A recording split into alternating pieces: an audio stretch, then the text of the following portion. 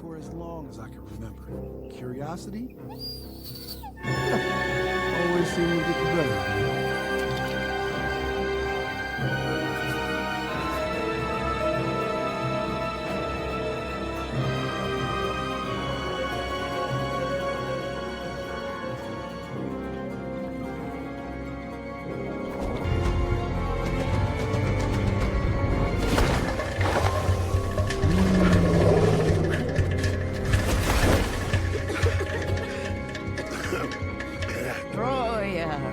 Ignited hellfire!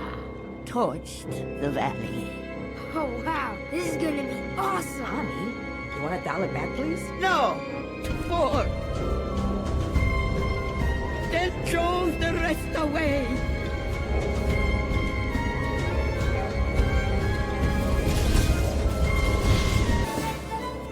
Ready, set, pass the pimple!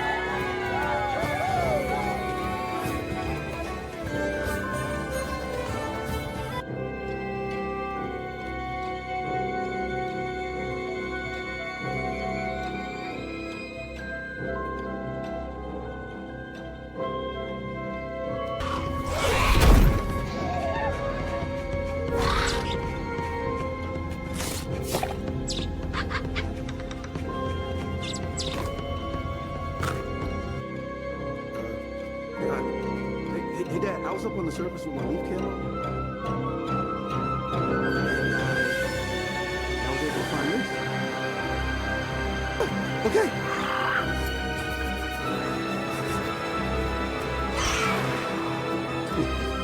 Well, look who it is.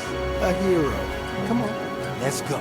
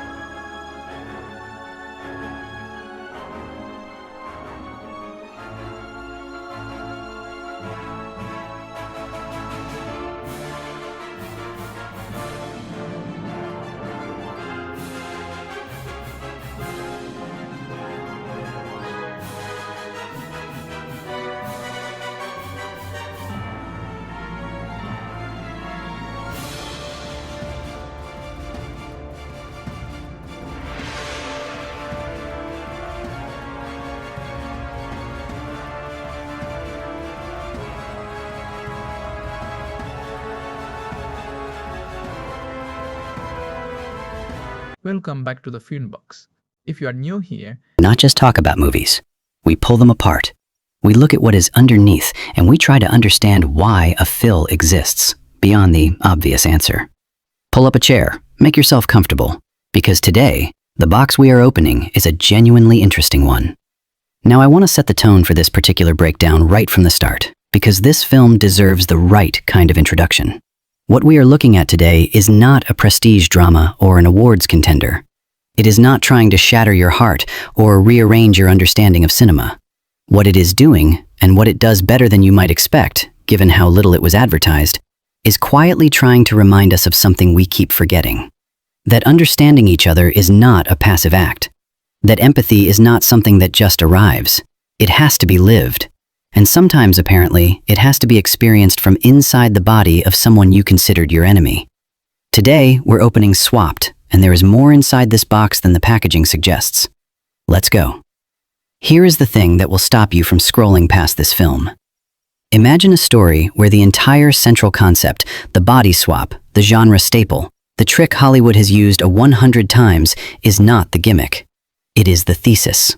Swapped is not a film that uses a body swap as a comedic engine and then wraps up with a tidy lesson in the final 5 minutes. The swap here is the philosophy. The film is genuinely asking, what if the only way you could ever truly understand another living creature was to become them? Not watch them, not listen to them, actually become them. with their strengths and their vulnerabilities and their hunger and their fear, all of it landing in your body at once. That is the question at the center of Swapped, and what makes it wet your time is how seriously the filmmakers actually commit to exploring it. 3 sharp sentences before we go deeper. Might could be: Jordan voices a tiny, fuzzy woodland creature. Juno Temple voices a bird.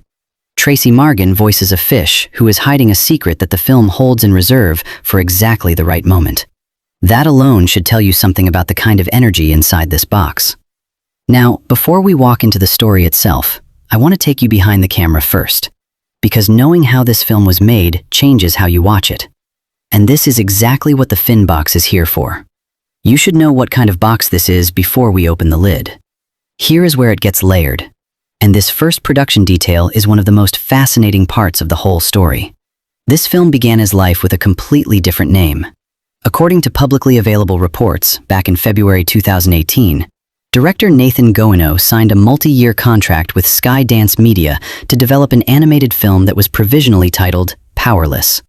That name was eventually shelved, and the project was later revealed under yet another title, Pookoo, named after the fictional woodland creatures at the center of its story. The film carried that name through most of its development journey, going by Pookoo for years before being retitled Swapped closer to release. Why does this matter? Because those title changes are a window into how the film's identity evolved. Please suggest a story about vulnerability and weakness. Pookoo is world-viewing first. It centers the creature, the mythology, the invented species. But Swapped centers the action, the transformation, the experience of crossing into someone else's life. That shift in title is not incidental. It tells you exactly where the creative team landed after years of development on the idea that the most important thing in this film is not the world or the characters in isolation, but what happens when those characters are forced to inhabit each other's existence. The second production detail is about the director himself, and this one genuinely reframes the entire film. Nathan Greno is not a first-time filmmaker.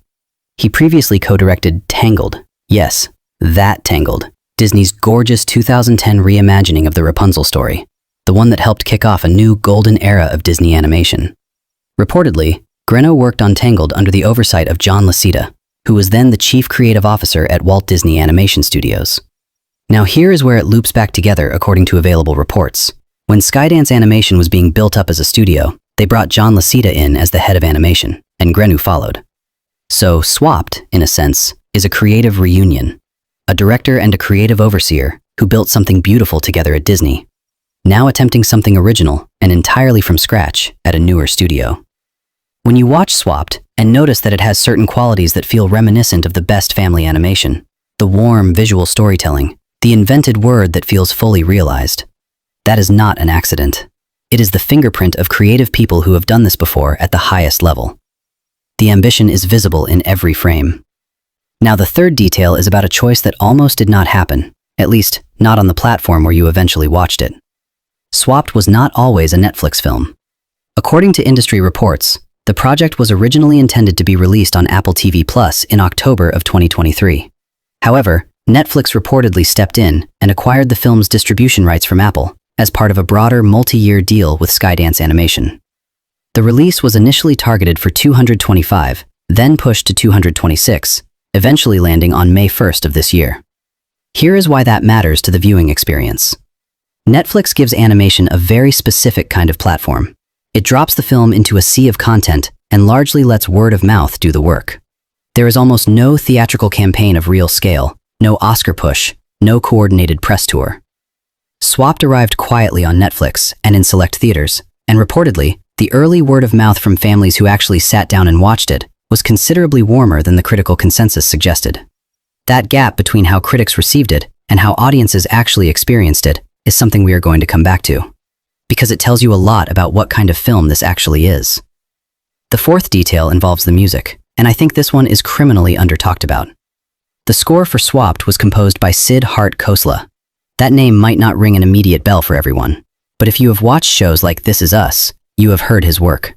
Understated, emotionally precise, the kind of music that does not announce itself, but sits underneath the story and quietly shapes how you feel at every turn. According to publicly available information, Khosla was brought onto the project in October of 2023, which means the music was being developed in parallel with the later stages of the film's production. When you watch Swapped, pay attention to what the score is doing in the quieter moments, particularly during the scenes where Ollie and Ivy are beginning to actually understand each other rather than simply tolerate each other. The music in those moments does something quite delicate. It softens the world slightly. It tells you, before the story tells you, that something is shifting in these characters. That is craft. That is what a thoughtful score accomplishes when it is deployed with care. And the fifth production detail is about the visual world itself, and this one genuinely surprised me. The creatures in Swapped are not based on any single real-world animal. They are invented. Others, shaped by an old wound they no longer fully understand. When our protagonist, a young, endlessly curious Pookoo named Ollie, accidentally triggers a body swap with a Javan bird named Ivy, the two are forced to live inside each other's biology and experience each other's world. What follows is a buddy adventure, a quest narrative, and more quietly, a meditation on what it actually takes to let go of inherited fear. On paper, you have heard versions of this story, but this version has something that elevates it above the familiar. A genuine commitment to the emotional logic of its premise, and a voice cast that treats the material with real warmth and playfulness. The spoiler-free verdict first. Should you watch Swapped? Yes, with two specific caveats. If you go in expecting the visual and narrative ambition of the very best Pixar films, you may come away feeling the film does not quite scale that height. It does not. But if you go in willing to meet a film that has genuine heart, beautiful animation, sharp vocal performances, and the central message that this world absolutely needs right now, then you will find something worth your time. It is not a perfect film, but it is an earnest one. And in a landscape full of animated films that coast on nostalgia or franchise recognition, an original story told with sincerity and care is something to be celebrated, not dismissed. I give it a 7.2 out of 10, and by the end of this breakdown you will understand exactly what earned that number and what stopped it from going higher. Now let me tell you what it actually felt like to watch this film for the first time. I want to be honest with you here. The way I always try to be on this channel, I came in with tempered expectations. The marketing for Swapped was, frankly, almost non-existent by the standards of a major animated film. There was no theatrical campaign that built real awareness. The trailers were there, but they were quiet. I knew this was a Skydance Animation film, the same studio that gave us the visually ambitious animated work of recent years. And I knew Nathan Greno had directed Tangled, which gave me hope. But I had also seen the early critical reactions, which were decidedly mixed, with some critics drawing comparisons to Pixar's Hoppers, another 2036 animated film about empathy and divided creatures, and noting that Swapped came out on the wrong side of that comparison. So I pressed play with one eye slightly narrowed. I expected competent, pleasant, forgettable. What the opening gave me instead was something that immediately recalibrated my attention. The film begins not with action, not with comedy, but with story, with myth. Ollie's grandmother gathers the family and tells the tale of the valley as it once was, a place of harmony, of creatures living alongside one another, made possible by the zoo, those ancient tree-like beings whose magical pods allowed any creature to temporarily experience another creature's form and perspective. The Dizo were the architects of coexistence. And then, as all good origin myths go, something broke it. A tree-wolf stole a pod and took the gift of fire, became the fire wolf, and everything fractured from there. The Dizo driven from the valley, a great dam cutting off the river, the creatures retreating into their own islands of fear and separation. What I noticed in those opening minutes was that the film was front-loading its emotional architecture. It was telling you exactly what the world lost before it showed you what the world became. That is a confident choice. It means that every moment of division you see afterward carries the weight of what could have been. You know from the very first scene what this world is capable of and what it threw away. The world the film creates from there is genuinely beautiful. The valley feels alive, layered with color, with different ecosystems, with creature sounds and plant life and the sense of a breathing, living environment. The Pookoo Island, where Ollie lives, has a distinct texture. Mossy, intimate, enclosed, that contrasts wonderfully with the open airspace of the Javan creatures and the underwater world of the fish. Every environment in this film has its own visual identity, and switching between them as Ollie and Ivy switch bodies creates a genuinely immersive sense of perspective change. You are not just told these two characters are seeing the world differently. The film shows it to you through color and scale and composition. And then there is Ollie himself. I want to be clear, Michael B. Jordan's vocal performance in this film is a revelation in a way I did not predict. Jordan is famous for intensity, for projects like Black Panther, for Creed, for his Oscar-winning work in Sinners. He carries presence and gravity in almost everything he touches. And so when his voice comes out of this small, fuzzy, endlessly curious sea otter adjacent creature, the disconnect is initially delightful. But it quickly becomes something more interesting than that. Jordan brings warmth to Ollie without softening the character's edges. Ollie is reckless. He makes decisions that cascade into problems that affect everyone around him. He is genuinely flawed in ways that feel earned rather than cute. And Jordan finds all of that without playing it for comedy alone. When Ollie is afraid, you hear it. When he is ashamed of what his curiosity has caused, that lands too. By the end of the first act, the first 10 minutes of this film, I had forgotten to keep my expectations tempered. The film had already done exactly what only good films can do. It had made me care. So let's go back to where we left off. Inside the world of the valley, inside the first beats of this story. And this time, we are going to slow down. We are going to live inside every layer of what this film is doing, scene by scene, choice by choice, because that is what this channel is built for. Not a summary, not a sprint through the plot, a real, honest, detailed walk through every room of this box. And this box has more rooms than it lets on. So pull in close, let's open it all the way. The world of Swap, as we established, begins with the myth. And I want to linger on that choice for a moment before we move forward, because it is not just a storytelling device, it is a thematic declaration. Virtually every culture in human history has used origin myths to explain division, why groups of people do not speak to one another, why borders exist, why fear is taught to children before they are old enough to understand what they are being afraid of.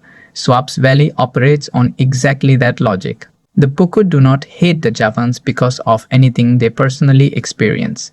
They fear them because of a story passed down through generations, simplified over time into a warning. Stay on your island, trust your own kind. The world out there is dangerous. Ollie's grandmother tells this story with love. She is not weaponizing it.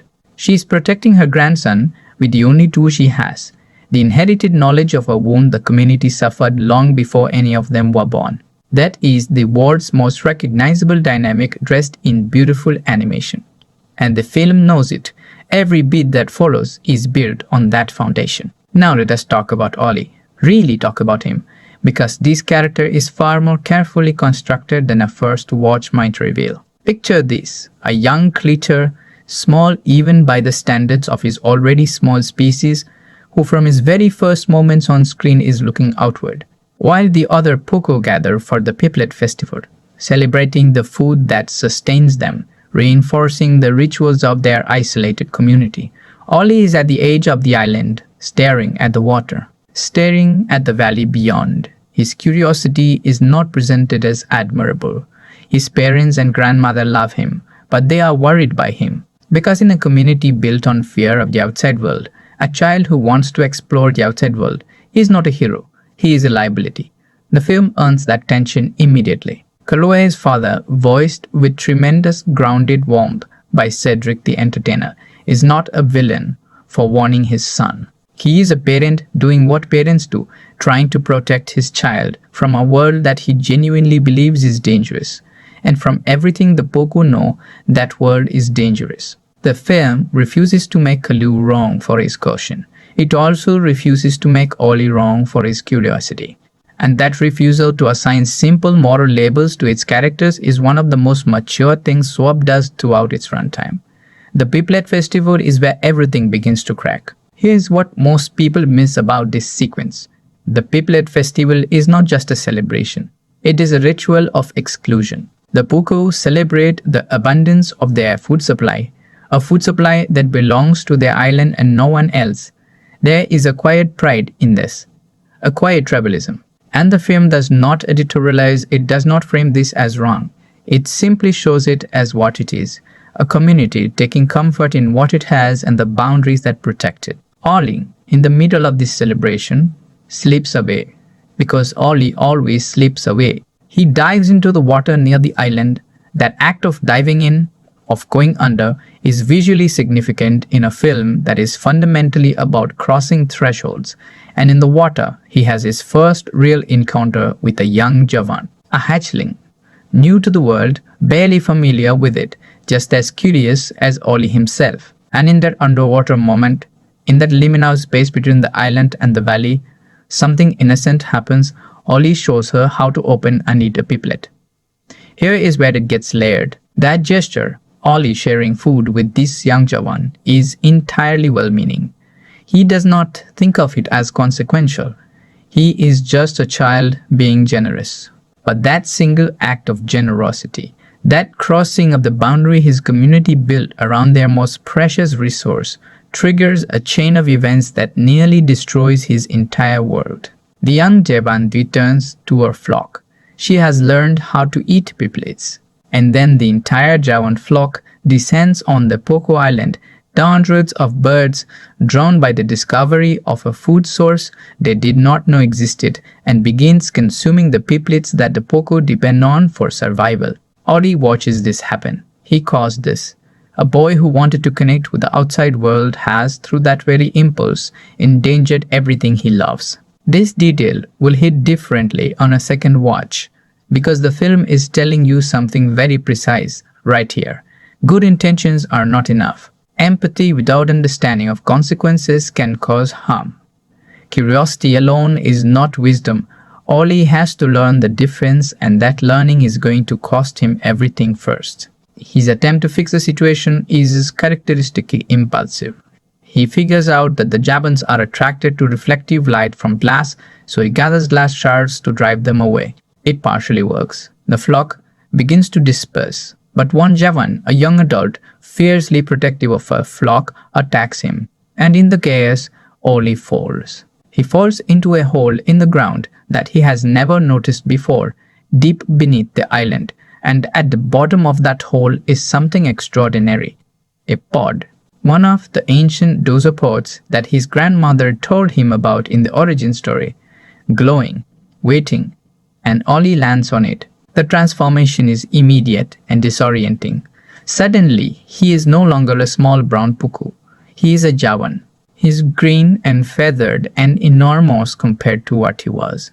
And when he climbs out of the hole and back into the light, his own family does not recognize him.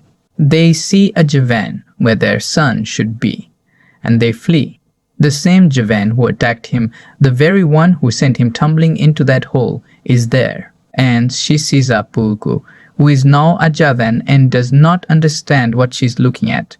In the scramble and the chaos, she falls into the hole herself. And when she climbs back out, she is a Pookoo. Ollie is Ivy. Ivy is Ollie. And the rest of the film begins. I want to take a moment here and talk about what this swap actually represents structurally, because this is the moment the film changes everything. Every body swap story has a moment where the swap happens. But what separates swapped from lesser versions of this premise is how earned the swap is. Ollie and Ivy do not swap because of a magic wish or a mystical coincidence or a pratfall played purely for comedy. They swap because of a chain of actions that began with Ollie's curiosity, escalated through his guilt, and culminated in a confrontation born of mutual fear and misunderstanding. The swap is the consequence of everything that has already happened. It is the valley's history repeating itself in miniature. Two species unable to communicate, colliding in fear and being transformed by the collision. When the swap happens, it does not feel arbitrary. It feels inevitable. And that is craft. Now picture the first moments after the swap. Ollie in Ivy's body. Large, feathered, with wings instead of arms and talons instead of paws, is terrifying to every Pookoo who sees him. They chase him. He runs. He has no control over these wings. He is never used. He falls into the river. He very nearly drowns before Ivy, now in Ollie's small furry body, equally disoriented, equally stranded, helps pull him out. Not out of kindness, at least not yet. Out of necessity. They are both stuck in a world that does not recognize them, in bodies they cannot control, with no idea how to get back to what they were. And the only person in this valley who truly understands what has happened to each of them is the other one. That necessity is what the film uses to force them together, not friendship, not choice, survival, which is, again, recognizable from human experience. How many partnerships, how many unexpected alliances have been forged not out of affection but out of the recognition that neither party can make it alone. The film is not sentimental about this, it is honest about it. And that honesty gives everything that follows its weight. The journey that Ollie and Ivy undertake together across the valley is structured around a goal. Find another pod, use it to swap back and return to their respective homes and identities. Simple enough. But the valley is not safe. It is populated by tribals, dangerous predatory creatures that represent the same kind of isolated territorial aggression that shaped the original division between species. There are root snakes, creatures that move through the ground unseen. Rock bears, enormous and territorial. And layered beneath all of this is the firewolf, the creature from the origin myth, the one whose theft of fire and subsequent violence drove the Dizo from the valley and fractured everything that had been built. The firewolf is not immediately present in the story, but it hangs over everything. Every creature's fear, every boundary maintained between species, every warning given to children, all of it leads back to the firewolf. And the film is very careful about how long it holds that card before it plays it. During the early part of their journey together, Ollie and Ivy are not allies. They tolerate each other because they must. Ollie in Ivy's body is frustrated by having wings. They are useless to him at first. Beautiful appendages that he cannot figure out how to operate. Ivy in Ollie's body is struggling with having a nose that works like a sensory radar. The Pookoo's heightened smell is overwhelming for her, every threat and every scent coming in at full volume. And Bee's physical experiences are the first real acts of empathy in the film, even if the characters have not named them that yet. Ollie is learning, through his own body failing him in a new form, what it feels like to be grounded when the sky is what you know. Ivy is learning what it feels like to be small, to move through a world that could crush you at any moment, to sense every danger before you can see it, to live in a body shaped by millennia of being prey as much as predator. The film does not need to tell you that these two are beginning to understand each other. You watch it happen through the physical comedy of their struggles. Ollie tries to flap his wings and face plants. Ivy tries to use her new nose to navigate and is overwhelmed by the smell of a predator before she processes what that means. These moments are funny. They are also quietly devastating if you pay attention to what they are saying. Look closer at this scene. The scene where Ivy first teaches Ollie how to fly. This is the one that I keep coming back to. Ivy does not want to teach him. She does not want to be here. She does not want any of this. But she watches him flail and struggle, and she cannot stop herself from correcting him. Because watching her own body, her own form, fumble and fail is intolerable in a way that surprises even her. She tells him how to spread the wings, how to read the air, how to trust the upward lift instead of fighting it. And Ollie, this small-spirited, ground-dwelling Pookoo inside a Javan's magnificent body, gets it. He gets it, and he rises. And the look on Ivy's face in that moment, or rather the look on Ollie's face, since that is the body Ivy is wearing, is one of the most emotionally complex images in the film. Because it is joy and grief at the same time. She is watching something she loved from inside a body that cannot do it anymore. She is also watching someone genuinely discover something wonderful for the first time. That is layered. That is beautiful storytelling. Most family animated films would have played this for pure comedy. Swooped plays it for something much more interesting. And then there is the conversation that starts to change everything. The one where Ivy tells Ollie about the food crisis at Javan Rock. This is where the film does something genuinely important. For the first act of the movie, the Javans have been framed through Ollie's perspective as aggressors. A flock that descended on the Pookoo Island and ate their food in betas, and Ollie carries that framing with him into the valley. He is angry at Ivy. He blames her kind. He sees the damage that Javans did to his community as evidence of their selfishness, their aggression, their disregard for the Pookoo. But then Ivy tells him the truth. The Javans came to the island because they were starving.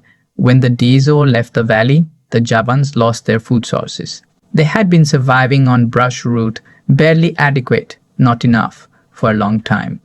Ivy's parents both died of starvation before she was grown. She became the eldest, the provider, the one responsible for feeding her younger sisters. And when a young Pookoo showed one of her kind how to eat a piplet, she brought her flock because she had no other choice. They came to the Pookoo Island because they were desperate, because they were afraid, because they were doing what Kalu does when he keeps Ollie on the island, trying to protect the people they love with the only tools available. Here is what most people miss about this moment. The Javans and the Pookoo have been doing exactly the same thing to each other, what every isolated, frightened community does. They have been so focused on their own survival, their own fear, their own inherited mistrust, that they have been completely unable to see that the creature on the other side of the boundary is equally frightened, equally struggling, equally shaped by loss. When Ollie hears this, you watch it land in him. You watch the framework he carried into this adventure start to crack. He does not immediately forgive or embrace or declare solidarity. He goes quiet. He processes. Because this is not a film that offers easy emotional catharsis. It insists on the discomfort of realizing that the story you have been telling yourself about someone else is not the whole story. And that discomfort is what makes the growth feel real when it finally arrives. Around this point in the journey is when Boogle enters the story. And Boogle is, and I mean this, one of the great small-screen animated supporting characters of recent memory. Tracy Morgan's voice fills this fish with a kind of blustering, gregarious, loudmouth energy that is immediately hilarious and immediately suspicious if you are paying attention. Boogle is a grouper-like fish who presents himself as a guide, a helper, someone who knows the valley and knows where to find the pods Ollie and Ivy need. He is warm, he is funny, he is oddly helpful, and he talks constantly. The kind of talking that in retrospect is designed to stop anyone from asking too many questions. Morgan plays him with such absolute commitment to the comedy that you absolutely believe in him as a character, even as something in the back of your mind keeps nudging you. He introduces himself with the energy of someone who has been waiting a long time for company and is delighted to have finally found some, which, as the film will eventually reveal, is exactly true, though not in the way you initially imagine. Boogle leads them to a pod near what he calls the Great Waterfall. The journey there takes them through some of the film's most visually spectacular sequences. The valley opening up into wide sweeping landscapes, the creature designs becoming richer and stranger the further they get from familiar territory. The tree woods in particular are a genuinely unsettling creation, not scary in a way inappropriate for a PG film, but shadowy and territorial in a way that gives the valley real weight, real danger. The film never lets you forget that the world Ollie and Ivy are moving through was shaped by violence, and that the firewolf is not just a story. There are scorch marks on trees. There are areas of the valley that are simply empty, abandoned, where no creatures have returned because the fear has not lifted.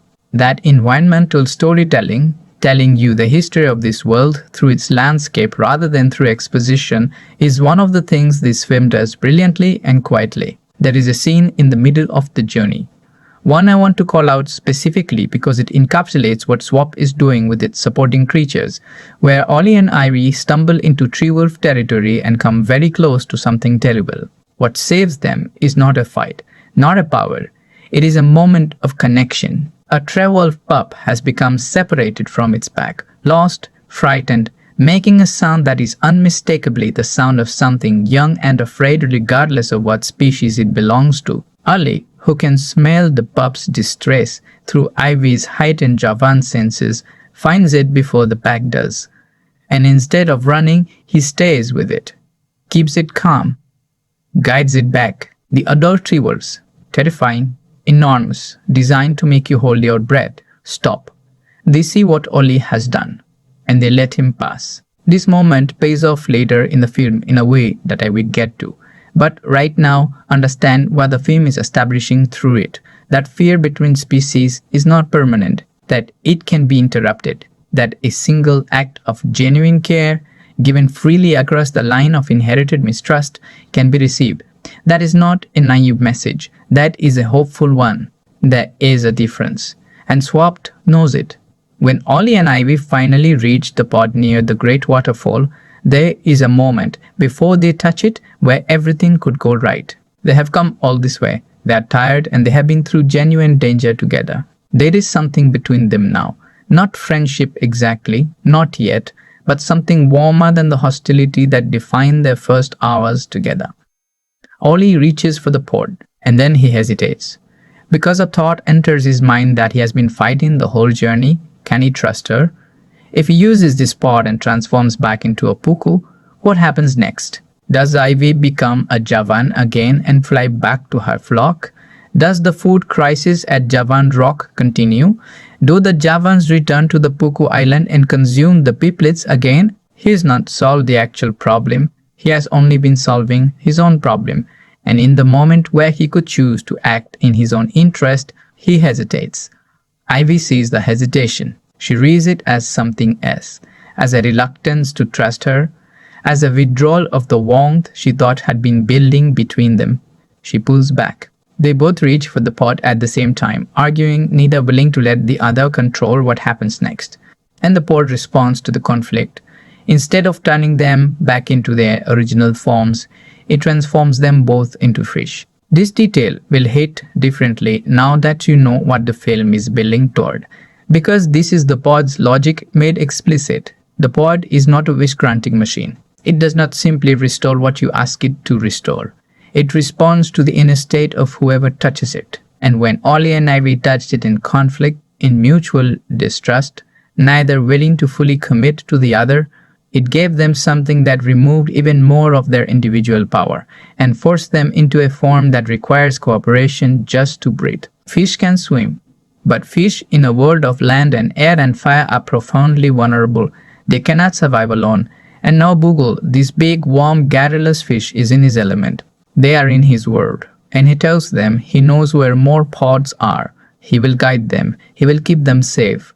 All they have to do is trust him. They trust him. And that trust is the setup for the film's biggest moment. But before we get there, I want to talk about what is happening between Ollie and the underwater sequences, because this is where the emotional center of the film quietly reaches its peak. In the water, stripped of wings and paws and all the physical markers of their species' identity, Ollie and Ivy are just two creatures trying to stay alive in an unfamiliar medium. And in that shared vulnerability, in that place where neither of them has any advantage over the other, something opens up.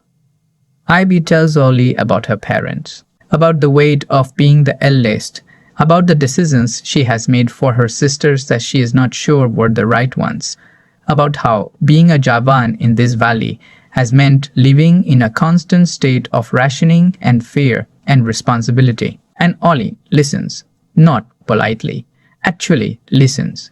Because he has been in her body. He has felt, literally felt in his muscles and his nervous system what it means to be built the way she is built. He has experienced her world from inside it, and that experience has made his listening different, deeper, more specific. He does not just understand what she is telling him intellectually, he understands it physically. And that is the entire thesis of this film, made manifest in a single emotional beat. Now, let's come to the moment that this film will always be remembered for. The moment that lands like a genuine gut punch if you have been paying attention, and even if you have not. Boogle leads them to a place in the river near where they can find more pods. And in the process of getting there, something shifts in his behavior. The warmth gets a little too practiced. The helpfulness gets a little too convenient. And then, in a sequence that the film has been quietly building toward for its entire second act, the truth is revealed. Boogle is not a fish. Boogle is the fire wolf, the very creature from the origin story. the one who stole the fire pod, who drove the Dizo from the valley, who burned everything, who created the dam, who divided the creatures, has been trapped in the body of a fish by the Dizo who survived. He has been trapped there, powerless, for generations. And he has been waiting for exactly this, for someone desperate enough to reach for a pod, someone who would inadvertently release him from his prison while searching for their own salvation. Ollie and Ivy, in their desperation to swap back in their journey to find pods, have done exactly what Boogle needed them to do. They have freed him. Tracy Morgan's performance in this reveal is extraordinary. The wand does not disappear immediately. It curdles, like watching a mask slide sideways before it falls completely off. And what the firewolf says in those first free moments, not specific dialogue, but the essence of it, is something that echoes through the rest of the film, that the valley was safer when it was ruled by fear, that division keeps creatures in their place, that the attempt to build connection to live alongside the other is weakness, and weakness invites destruction. It is stripped to its most recognizable form, the argument made by every authoritarian impulse in history, that fear is a tool of stability, that distrust is safer than trust, that the boundaries between groups are not wounds to be healed but wars to be maintained. And the film, a family animated movie, remember, rated PG, looks that argument in the face and tells you exactly what it thinks of it. Through Ollie and Ivy, through everything they have been through together, through everything the valley once was and could be again, the firewolf, freed from its fish body, begins to burn. The valley starts to catch fire, not metaphorically, literally, as the creature reclaims its destructive power and begins advancing toward everything alive. And here is where every thread the film has been weaving comes together in a final act that earns every emotional beat it is reaching for. Ollie and Ivy, no longer in each other's bodies, having been swapped back to their original forms by a pod they managed to reach in the chaos, now face the choice at the center of everything this film has been about. Do they retreat to the safety of their own kind, or do they work together? Do they slip back into the inherited fear that shaped them, or do they become something new? Ivy makes her choice first. She goes to the Javans, her own people, her sisters, the community she has protected and fought for throughout the whole film, and she tells them the truth about what is happening and what needs to happen next. The Javans are afraid. They do not want to risk their lives for creatures they have spent generations fearing. But Ivy knows something now that she did not know before she spent time inside Ollie's body, inside his world, inside his community's fear and love and longing. She knows that the Javans and the Pookoo are not different kinds of creatures. They are the same kind of creature, frightened, hungry, trying to protect the ones they love. And she makes that argument not with philosophy but with lived experience. That is the difference. She's not telling her people what to think, she's telling them what she knows. Ollie, meanwhile, is doing the same work with the Pookoo, his father Kalu. Warm, cautious, shaped by a lifetime of protecting his community from the outside world, is faced with a request that runs directly against every instinct his life has built in him. His son is asking him to open the island, to let in the Javans, to let in the tree wolves and the rock bears and the deer creatures and all the species that share this valley, every one of them fleeing the fire that is consuming their homes. Every one of them in need of exactly what the Pookoo Island can offer, safety. And Kalu has to decide whether the walls he built out of love are walls he can bring himself to lower. Cedric the Entertainer plays this moment with such specificity. The pause before Kalu answers, the weight of it, the sense of a man letting go of something he has been holding for his entire life, that it genuinely moved me. It is not a dramatic speech, it is a quiet yes. And sometimes a quiet yes is everything. Now with all the creatures on the island, with the fire wolf approaching and the fire spreading from the valley toward the water, Ollie does something that surprised me even knowing what kind of film I was watching. He goes back down, back into the hole, back to where this all started, the hole he fell into at the Piplet festival, the one that contained the pod that transformed him into a Javan in the first place. And in that horde, in the roots and the cobwebs of the dead Dezo whose sport gave him his first transformation, he finds one last connection. He places his hands on those roots. He speaks to the spirit of that ancient creature. He begs, not for power, not for victory, for help, for the courage to do what needs to be done.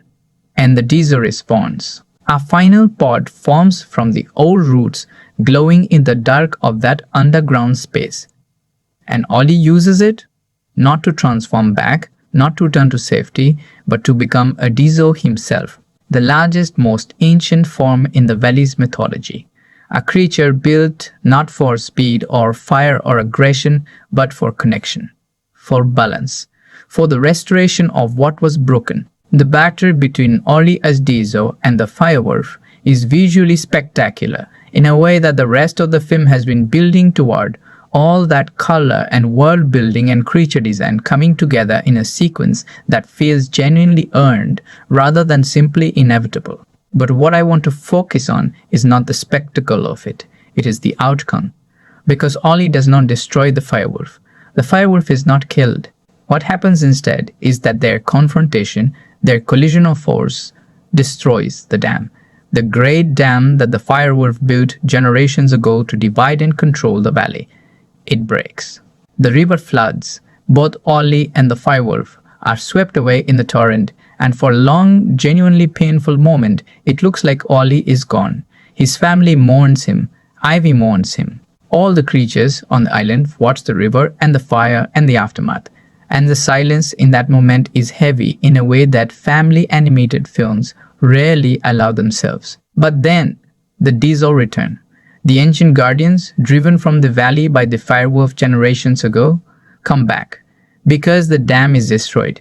Because the barrier is gone. Because the act of a young Pookoo, who chose connection over safety, has rebuilt the condition that once made the valley whole.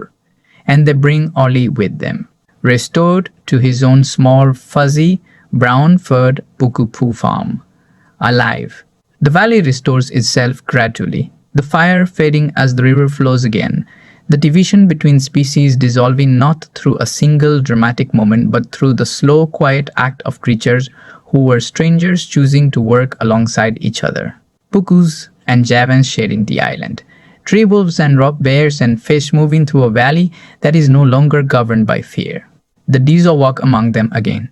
Those great, slow, ancient beings whose presence once made empathy possible now return because someone young and reckless and genuinely good made it possible for them to come back. And Ollie and Ivy are at the center of it, not as heroes in the traditional sense, not celebrated with fanfare, but as two creatures who walked inside each other's lives and came back changed. Permanently, irreversibly changed, not by the swap itself, but by what they chose to do while they were in it.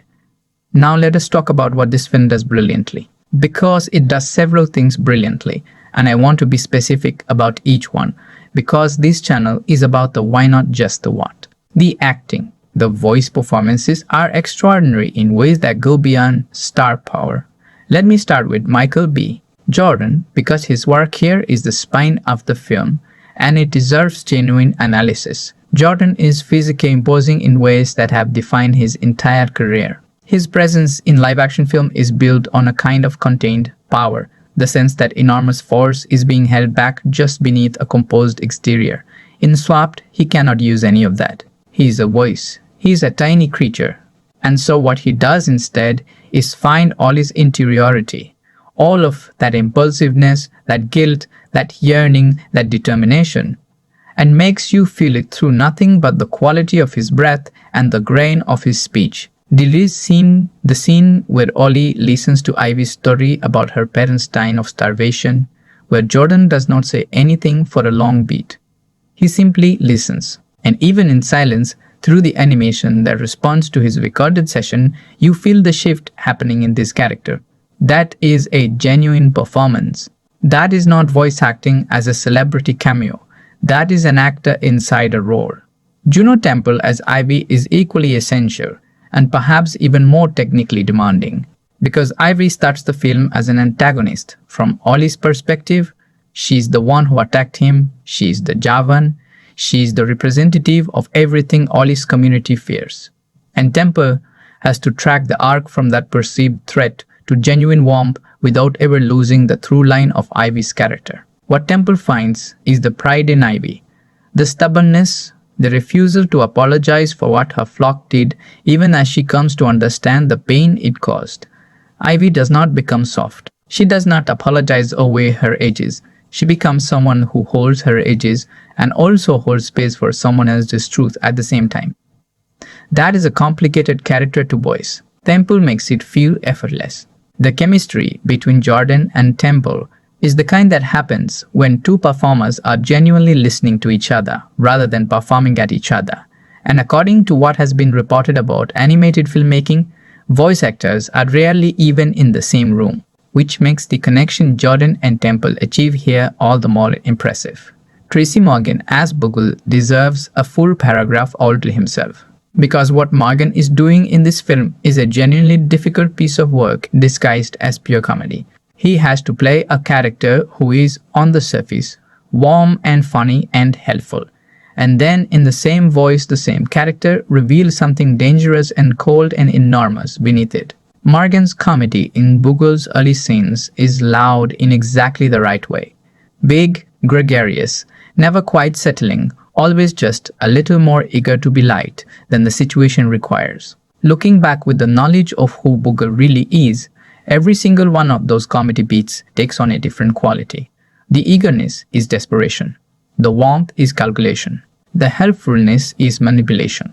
And Morgan plays the transition so well because he never completely abandons the warmth even in the reveal, which is what makes the Firewolf so genuinely unsettling as a villain. He is not monstrous in the ways you expected.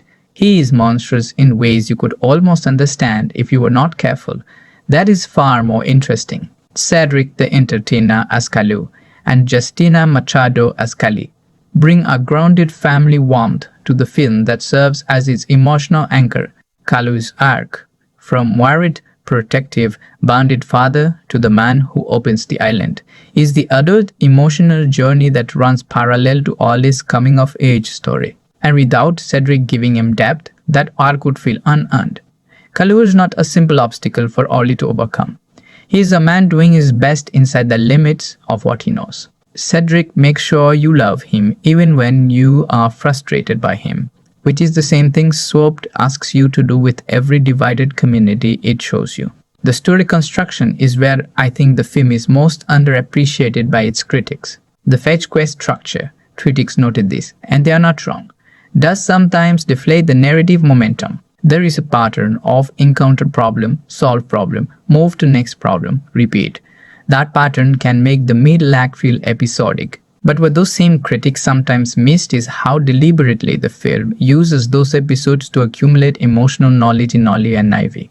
Every creature they encounter teaches them something. Every problem they solve together deposits something into the account of their relationship. By the time the Firewolf is revealed, by the time the final act requires them to act on everything they have learned, the film has earned that final act. The quest structure is not sloppy. It is the film's way of building empathy incrementally, rather than asking you to believe in a transformation that happens overnight. The direction and visuals represent the most immediately striking achievement in Swooped. Nathan Greno and his animation team built a world that rewards looking at. The valley is not one visual environment with a uniform palette. It is a living geography of distinct ecosystems, each one visually coded to the creature species that inhabits it. The Pookoo Island is warm and mossy and enclosed. Javan Rock is exposed and vertical, built for creatures with wings and sky eyes. The river sequences are dark and fluid and slightly claustrophobic. The underwater world where Boogle operates has a soft phosphorescent glow that looks beautiful and feels slightly unreal, slightly like a dream, which, in retrospect, is the visual cue the film was giving you about who Boogle really is. You do not notice it on the first watch. On the second watch, it lands with a quiet truth. The fire sequences in the final act are genuinely spectacular. Animation as a medium has a particular gift for rendering elemental forces, fire, water, wind, with a freedom that live action cannot always achieve, and Swap makes full use of that. The Firewolf's attack is not just dangerous in narrative terms. It is visually overwhelming in a way that mirrors what fear does to a community. It consumes. It removes color. It fills everything with heat and urgency and the inability to think clearly. And then the dam breaking, the river flooding through the valley, the fire being extinguished, the world breathing again in blues and greens, is one of the most cathartic visual sequences in recent animated film. It should have gotten more attention. It deserved more attention. Siddhartha Khosla's score operates with a subtlety that I think gets taken for granted precisely because it works so well. The music in the scenes between Ollie and Ivy during their lowest moments is built on simple recurring melodic ideas that start small and develop slowly, small gestures of trust translated into musical language. By the time the final act arrives and those melodic ideas return at full orchestral scale, the emotional effect is quietly enormous. Because you have heard those themes before, in smaller, quieter forms, associated with moments of genuine connection. When they return in triumph, they carry all of that history with them. That is what a great score does. It gives the story a second emotional layer that runs underneath the visual and the narrative, saying something true about what is happening even when words cannot quite reach it. Now, in the spirit of honesty that this channel is built on, let me tell you where Swapped falls short.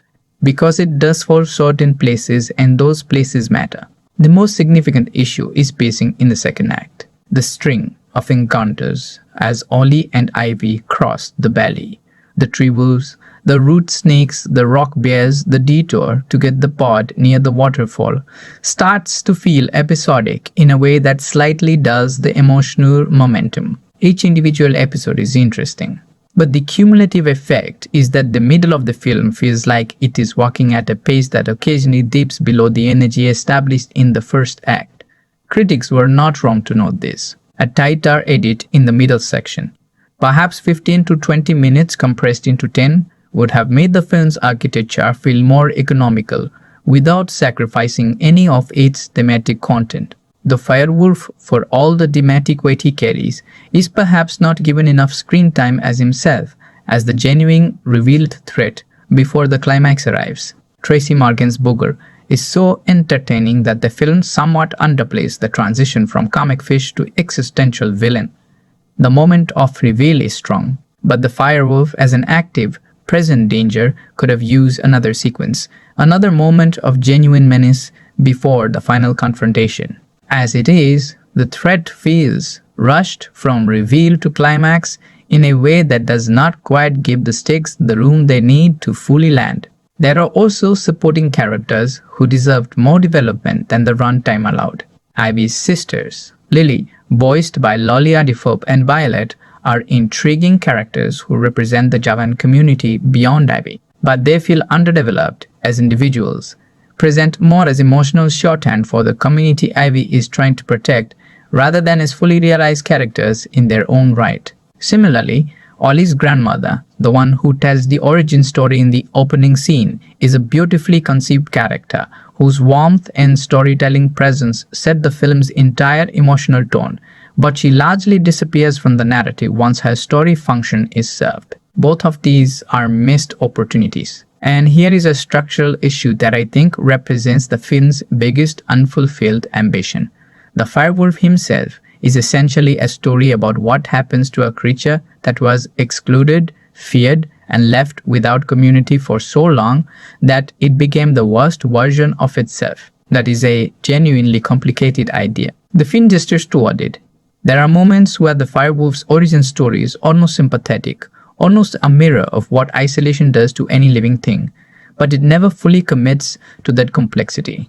The firewolf remains a villain rather than becoming a tragedy, and given the film's central thesis about the poison of isolation and inherited fear, that is a missed opportunity of real consequence. A little more time with the firewolf's own story, even through implication, even through a single scene of his solitude before Ollie and Ivy accidentally freed him, would have transformed this film from very good into something genuinely great. These flaws are real, they are worth naming, but they do not undo what Swapped accomplishes. They are the difference between a 7.2 and a 9, and a 7.2 honestly is nothing to dismiss. So we have walked through the story. We have opened the performances, the craft, the structural choices, the things the film does brilliantly, and the places where it does not quite reach as high as it is aiming. But here is the thing about a film that genuinely matters. And I believe Swapped genuinely matters, even if not everyone agrees with that yet. A film that genuinely matters does not exist in a vacuum. It arrives into a specific moment in the world.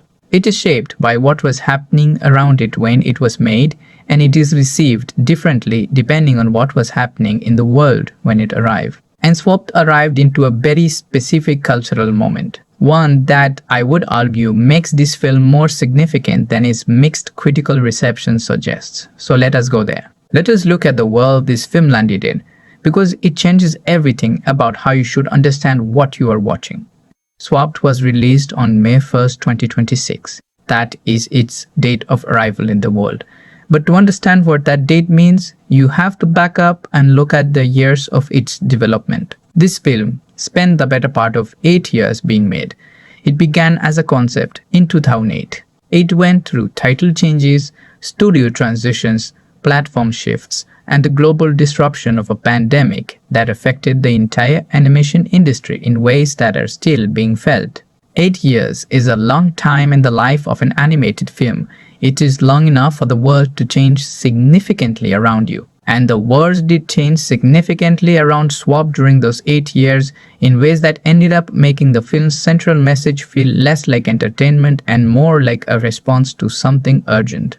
The years between 2018 and 2026 were, to put it plainly, years in which human communities around the world became dramatically more siloed, more separated along lines of identity, ideology, geography, and inherited fear. The mechanisms of digital life, the algorithms that decide what information reaches you, the social structures that reward outrage and punish nuance, the platforms that function most profitably when people are afraid of the people on the other side of their feed, all of these conspire to make isolation feel normal and to make the idea of genuine cross-community understanding feel naive, not just difficult. Naive, like something only a fool would attempt. The argument that the firewolf makes in Swapped, that the valley is safer when it is ruled by fear, that division keeps creatures in their place, is not a fantasy villain's manifesto. It is the argument that has been winning in large parts of the real world for nearly a decade, and Swapped was being made during all of it. An animated film about two creatures from different species who are forced to live inside each other's bodies and discover that the thing they were taught to fear is also frightened, also hungry, also trying to protect the ones it loves. That is not a coincidence. That is a creative team paying attention. Now, the comparison to Pixar's Hoppers is something that critics raise repeatedly, and I want to address it directly, because I think the way that comparison was deployed tells you more about the critical moment than it does about either film. Hoppers also arrived in 2026. It also dealt with themes of empathy and divided communities. It also used animation to explore what it means to understand something fundamentally different from yourself. The critical response treated these two films as competitors, as if the existence of one diminished the other, as if a message about empathy could be expressed once and then the territory was claimed. That is a strange way to think about art. Nobody complained that multiple films in the same decade explored grief or war or family dysfunction, but two animated films about empathy released in the same year, apparently that is one too many. Some critics found Swapped inferior to Hoppers and left the analysis there. But that comparison, deployed as a dismissal, misses what makes Swapped distinct and valuable in its own right. Hoppers, from what I experienced of it, operates in a world that includes human perspective. The empathy it builds is partly mediated by the human gaze, by characters who can step in and out of the emotional stakes. Swapped does not have that. Swapped commits entirely to its invented species, Pookoo and Javan and Diso and Firewolf, and asks you to care about creatures who share no DNA with your own experience. That is a harder ask, but it is also, I would argue, a more honest one. Because the whole point of empathy, the whole point of the lesson this film is trying to teach, is that you have to reach towards something genuinely foreign to yourself.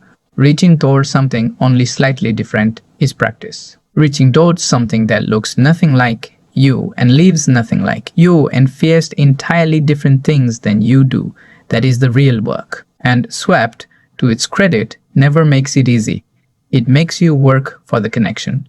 Which is exactly right, because if empathy were easy, we would not need films reminding us to practice it. The critical reception overall landed at 70% on Rotten Tomatoes from critics, which in the strange mathematics of how that platform works, sounds more positive than the actual texture of the reviews. The critics who liked it tended to praise the animation, the voice performances, and the emotional sincerity of its central message. The critics who did not like it tended to focus on the pacing issues we discussed, the comparison to Hoppers, and what one reviewer called an off-brand quality, a sense that Skydance Animation was reaching for something above its established level. That last critique is the one that bothers me most, because it is essentially a criticism of ambition rather than execution. Off-brand is just another way of saying this studio should know its place. And the history of animation is littered with studios that should have known their place and instead made something extraordinary. Skydance is not Pixar, but neither was DreamWorks when it made Kung Fu Panda, and neither was Sony when it made Spider-Man, Into the Spider-Verse. Ambition without the established pedigree is not a failure. It is the beginning of a legacy. Whether Swept becomes part of Skydance's legacy or a footnote is a question that has not been fully answered yet. The audience reception told a different story than the critics. The families who actually sat down and watched Swept, who experienced it not as animation critics measuring it against a canon, but as parents and children watching together on a Friday evening, responded with genuine warmth. The audience score on review aggregators was significantly higher than the critical score. And the streaming numbers on Netflix, by available reports, told the story of a film that was being discovered and shared and recommended by the people who watched it in ways that the critical conversation did not predict. This is not unusual for family animated films, which tend to be evaluated very differently by adults watching them critically versus adults watching them alongside children who are encountering the film with their whole hearts and no comparative framework to distort the experience. A 7-year-old watching Swept does not know what Hoppers is. They know that this small fuzzy creature had to learn how to fly, and it was hard, and it was worth it, and that is the film working exactly as intended. The Metacritic score of 54, indicating mixed or average reviews, is worth looking at too, because Metacritic uses a weighted average that tends to pull toward the center of critical opinion. What 54 tells you is that there was genuine division among critics, not a consensus of dismissal, but a genuine argument about the film's value. And genuine argument is more interesting than consensus. A film that everyone agrees is bad is forgotten. A film that people genuinely disagree about stays in the conversation. Swept has qualities that are hard to argue with. The animation, the performances, the sincerity of its central idea, and flaws that are equally hard to dismiss. The pacing, the underdeveloped villain, the episodic structure of the middle act.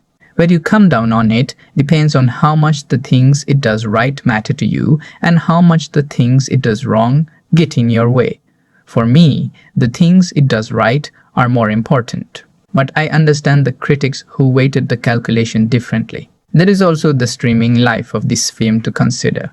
And this is something I find genuinely fascinating about the era of cinema we are living in. Swept did not have a traditional theatrical run. It did not build word of mouth over weeks of cinema screenings. It had a very limited theatrical release, a screening in Sonoma in January 2026 and select theaters around its May 1st premiere date.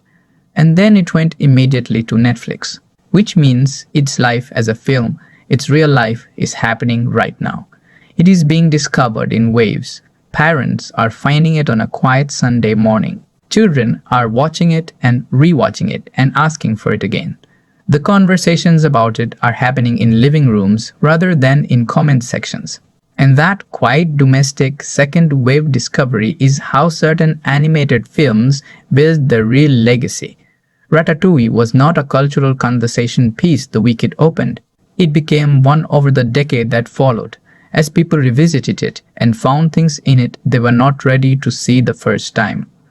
I am not claiming swapped strategy, but I am saying that a film about empathy and community, released into a world that desperately needs both, is the kind of film that tends to find its audience eventually, even if that audience takes a little while to arrive. As for awards, Swapped has not received any significant awards recognition at this stage, and given the trajectory of its critical reception, it is unlikely to be a major awards contender in the traditional sense. What it might eventually receive is the kind of retrospective recognition that comes when people look back at 2026 in animation and note that this was a year when multiple original animated films tried to say something real about how human beings, or creature beings, or whatever form the metaphor takes, treat each other across the lines of inherited fear. That is a significant artistic project. The fact that it was not perfectly executed does not diminish the fact that it was attempted. And in a moment, when so much commercial animation is built on franchises, sequels, and IP exploitation, an original world with original creatures making an original argument about the value of empathy deserves acknowledgement for what it is, a genuine creative risk taken by a relatively new studio with something to prove. That risk cannot fully pay off in critical terms, but it did not fail either. And the difference between those two outcomes matters. Does Swap feel timeless or perfectly of its era? This is the question I keep turning over, and I think the honest answer is both. But in an interesting way, the body swap premise is timeless. The invented world is timeless. The emotional journey of two creatures learning to trust each other across a divide of inherited fear is timeless in the most fundamental sense. It is as old as storytelling itself. But the specific urgency with which the film frames that journey, the specific energy it brings to the argument that division is dangerous and connection is survival, that feels very much of this precise moment. In 10 years, the film might feel like a historical document of a particular anxiety. In 20 years, it might feel prescient. Either way, it will feel like it was trying to say something. And trying to say something is always worth more than trying to say nothing safely.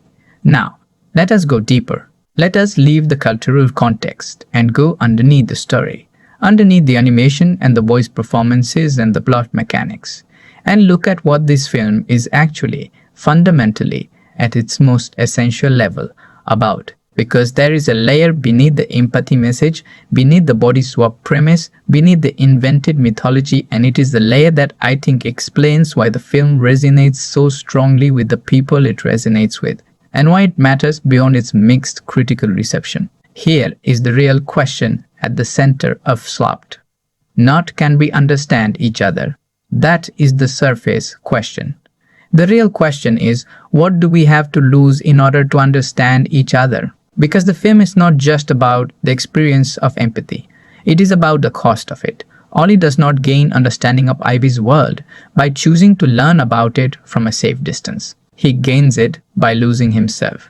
He loses his body, his species, his identity, his place in his community. He is exiled from his own kind before he even begins the journey toward understanding another kind. And that exile is not framed as punishment. It is framed as the necessary precondition for growth. You cannot walk in someone else's shoes while you are standing comfortably in your own. You have to be stripped of your comfort first. This connects to something true about human experience that most family films are too careful to fully say. The moments in our lives when we genuinely, permanently change as people, when we do not just learn information about someone different from us but actually understand them in our bones, almost always involve some form of loss first. Loss of certainty, loss of the story we were telling ourselves about who we are and where we belong, loss of the comfortable version of the world that our community handed us. Ollie loses all of it. His family does not recognize him. His island turns him away. He falls into a river. He nearly drowns. And then, only from that stripped and vulnerable and foundationally uncertain place can he begin to actually receive Ivy's truth, because he is no longer defended against it. The wars came down with everything else. This is not a comfortable message to put in a children's film, but it is an honest one, and the film is honest enough to not soften it. Ollie's growth is not easy or painless. It is the most disruptive thing that has ever happened to him. And the film does not suggest that it should have been otherwise. Understanding other people, genuinely understanding them, not just tolerating them or coexisting with them from a polite distance, is disruptive. It changes you.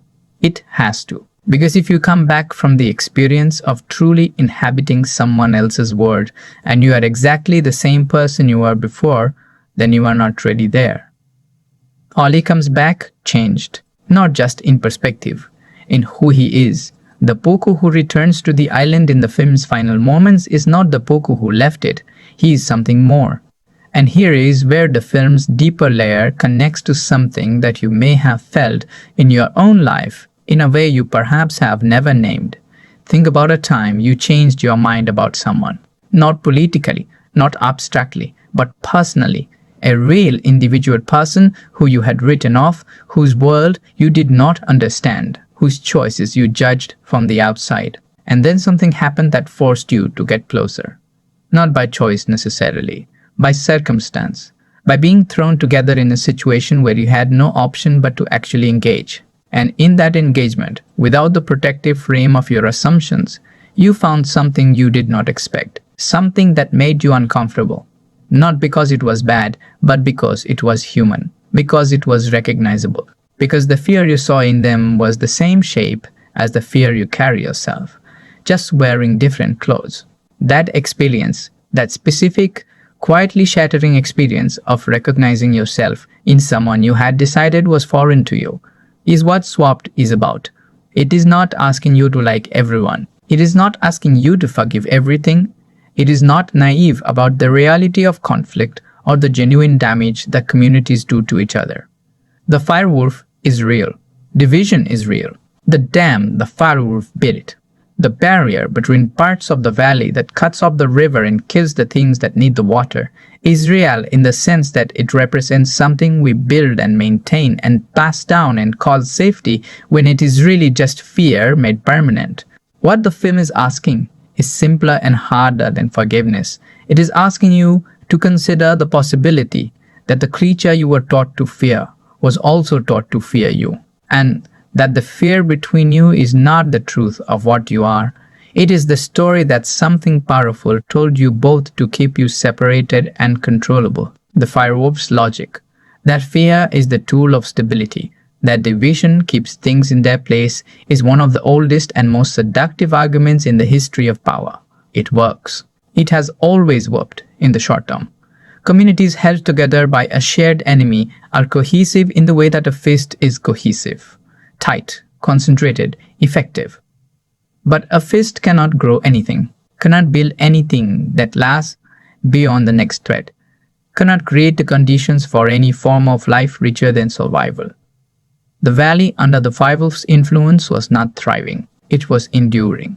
There is a difference. The thesis system, the pods, the temporary swapping of forms, the built-in mechanism for experiencing each other's lives, was not just a curiosity or a magical trick. It was governance. It was a system designed to make empathy structurally necessary rather than individually optional. You cannot choose not to understand your neighbor if the architecture of your world requires you to periodically become your neighbor. That is a political idea inside a children's film, and it is a radical one. There is also something the film is saying about the relationship between curiosity and consequence that I find genuinely moving. Ollie's curiosity is presented as his essential nature, the thing that makes him who he is. It is also the thing that causes all the damage. He is curious about the young Jaban at the Piplet festival and teaches her how to eat the piplets. He is curious about the hole in the island and falls into it and causes the swap. He is curious about the valley and its creatures even when danger is immediate. His curiosity does not protect him. It repeatedly costs him. And yet the film never, not once, suggests that Ollie should have been less curious.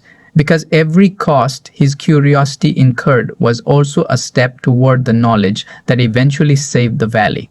The film is making an argument that goes beyond simple moral instruction. It is saying that the trait which causes the most damage can also be the trait which enables the most healing, depending on whether it is paired with growth. Curiosity alone is not enough. Curiosity plus the willingness to be changed by what you discover to let the experience of the world break your existing model of the world and rebuild something larger.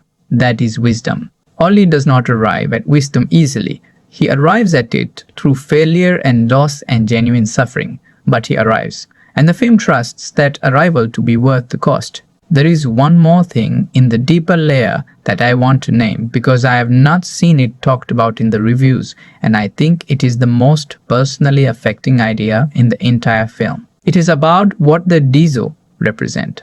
The Dizo are the ancient guardians, the tree-like, enormous, foliage-covered beings whose pods made cross-species empathy possible in the valley's golden age.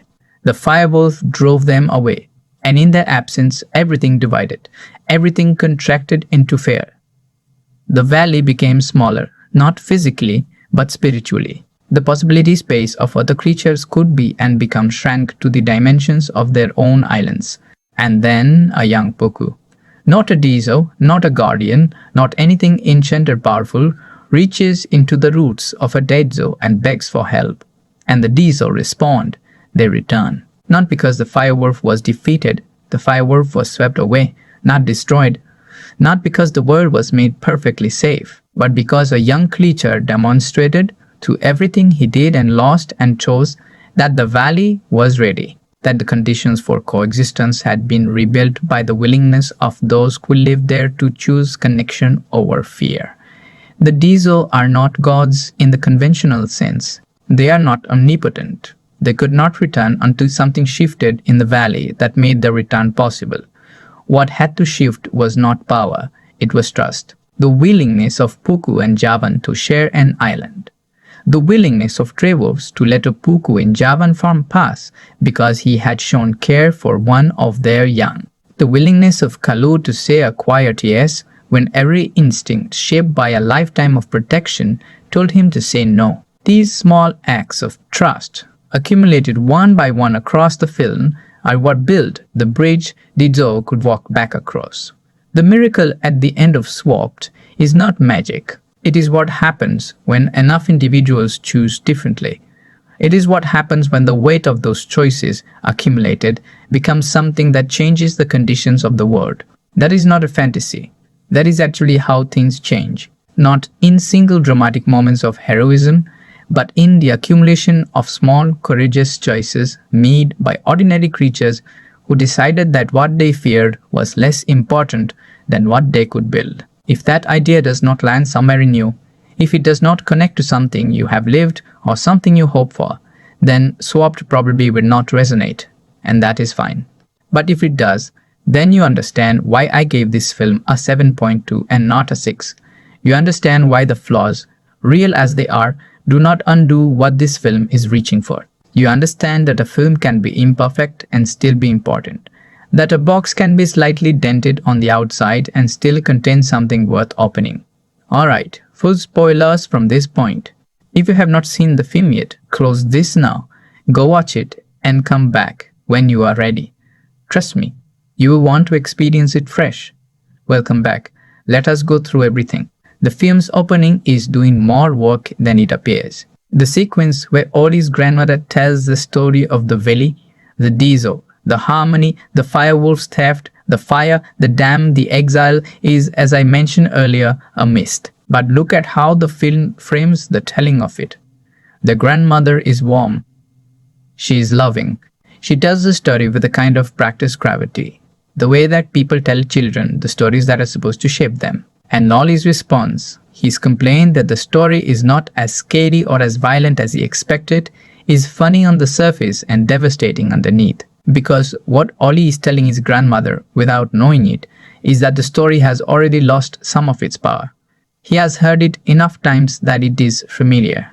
Familiar things are less frightening. And a story that is supposed to make you afraid of the valley, that is supposed to keep you on the island, safe, separated, stops working as a tool of protection the moment it stops being able to generate genuine fear. Ollie's curiosity is the crack in the dam. It was always going to be the crack in the dam. The film tells you this in the first scene. The People at Festivals sequence deserves a second look through the lens of full knowledge. When the young Javan hatchling appears, When Ollie first encounters her in the water and shows her how to open and eat a piplet, pay attention to how the film frames the hatchling. She's not threatening. She's not predatory. She is exactly as curious as Ollie. She is looking at this small fuzzy creature with the same quality of wondering attention that Ollie brings to everything. They are, in this underwater moment between the island and the valley, identical in their essential nature. Two young things, curious about the world, reaching toward each other without the frameworks of fear their communities have built around them. The film is showing you, before anything goes wrong, before any of the consequences arrive, what the valley looked like before the firewolf. It looked like this. Two creatures meeting without history and finding each other interesting. That is the pre-lapsarian image the rest of the film is trying to get back to. And knowing that, knowing the film is bookmarking this moment as its ideal, makes everything that follows feel like a long and painful argument for returning to what was always already possible. Now let us go deeper into the swap itself, because there is a detail here that I think most first-time viewers miss. When Ollie falls into the hole and lands on the pod, the transformation into a Javan happens instantly. It is not gradual, it is not gentle, it is immediate and total. There is no transitional state. He is a Pookoo, and then he is not. And the film uses this to communicate something specific about how identity works in this world. It is not a spectrum. It is not something you can occupy partially. You are what you are, completely, until you are something else completely. The pods do not create hybrid states. They create full transformations. And this matters because the film's argument is not about hybrid identities or blended cultures in the metaphorical sense. It is about fully inhabiting the other, not sampling it from a safe distance, not borrowing its aesthetics while keeping your own foundation, becoming it completely, and then coming back to yourself change by having been there. Ivy's reaction when she first sees Ollie as Javan is worth analyzing carefully. She does not immediately understand what has happened. She sees a Javan where the Pookoo was, and their initial instinct is the same as every other creature's, fear, and then aggression. She does what the valley trained her to do. She defends, she attacks, because a Javan appearing suddenly where there should not be a Javan is, in the logic of this world, a threat. And it is in the scramble of that defensive attack that she falls into the hole herself. So even the swap, even the mechanism of transformation is caused by inherited fear responses. The very thing the swap is meant to dismantle is the thing that caused the swap in the first place. That is a beautifully closed loop. The film puts the cure and the disease in the same moment and dares you to notice. The early scenes of Ollie and Ivy navigating their swap forms are the funniest in the film.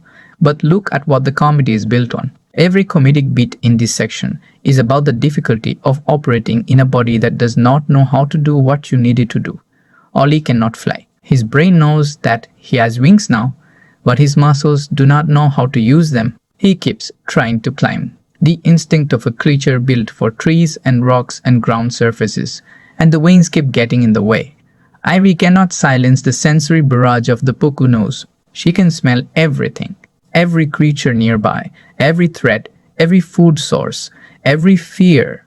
It all comes in at once at full volume, and she has no filter for it because she has never had to develop one. These are not just jokes. They are the physical manifestation of the film's central argument. You cannot simply be told about another creature's experience. You have to live in it. You have to feel in your muscles and your nervous system what it costs them to exist in their form. Information alone does not create empathy, embodiment does. There is a moment in this early section, before they have really started to communicate, before they have agreed to anything, where Ollie, still figuring out how Ivy's body works, accidentally catches a thermal current and is suddenly airborne, not flying intentionally, just caught by the air, lifted, held for a few seconds above everything, and he goes still, not frightened, still, looking out at the valley from a height he has never been at before. Seeing the river and the creatures and the forest and the geography of this world from a perspective he could never have accessed in his own body. It is a brief moment. The film does not dwell on it. But it is the first moment of genuine wonder in Swap's post-swap narrative. And it plants something in Ollie, something that his mind comes back to later, something that ultimately contributes to his willingness to trust Ivy when trust is the hardest thing to offer. He has seen her world from inside her body. He has seen what she sees when she rises, and it is beautiful in a way that his world, seen from the ground, never prepared him for. The conversation about Ivy's parents is one I want to return to in this spoiler section, because knowing the film's full trajectory changes how it reads. Ivy tells Ollie about her parents dying of starvation after they all left the valley and the Javans lost their food sources. She tells him about becoming the provider for her sisters, about the decision to bring the flock to the Pookoo island when a young Javan showed them that piplets could be eaten.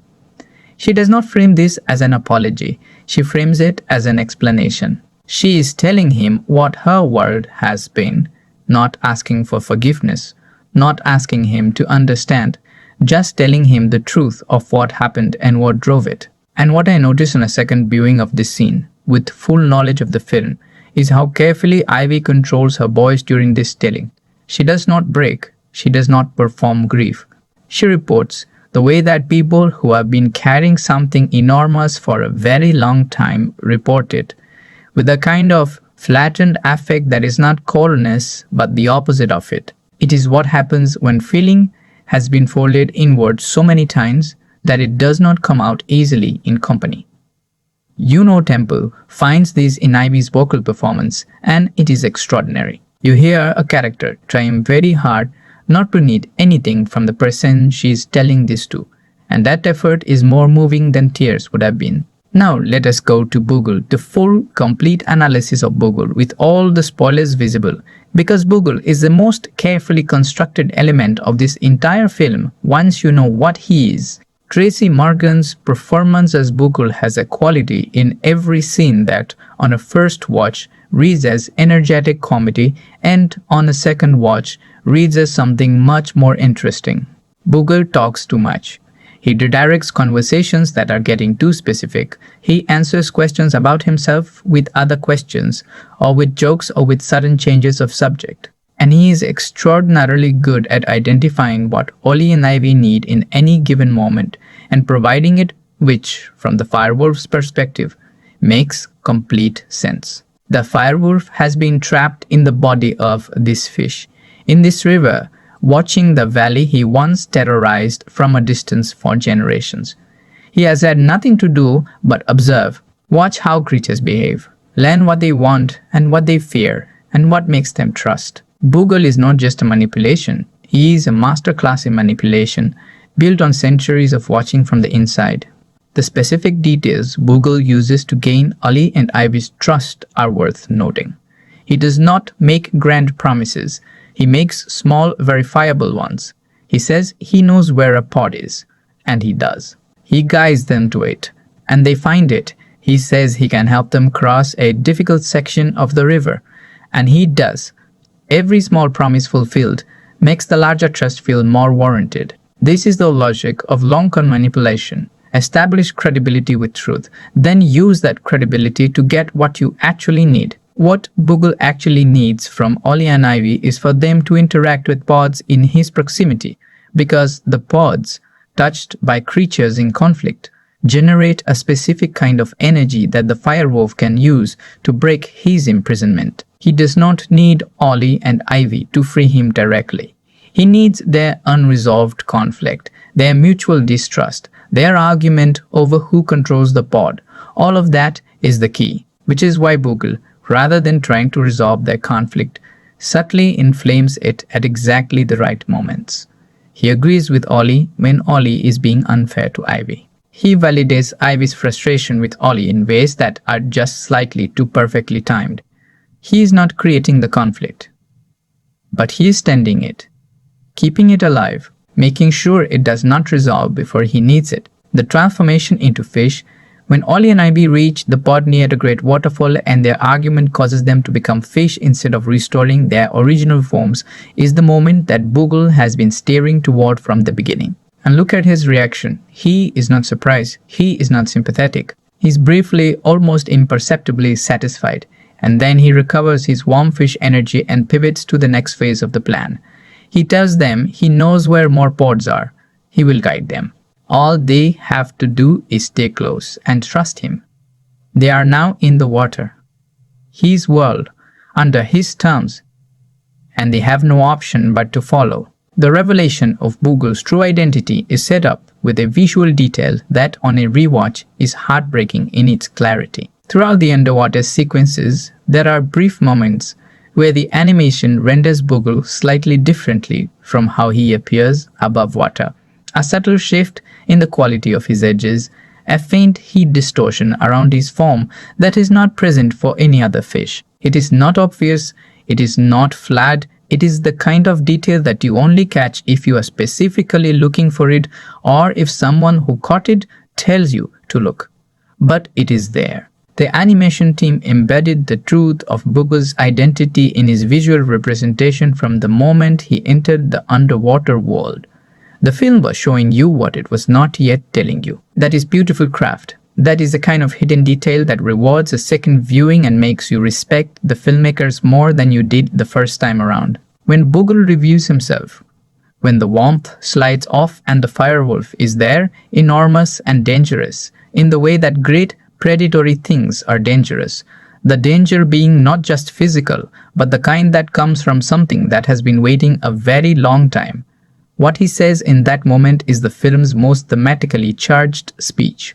He does not rant. He does not monologue in the way that movie villains typically do.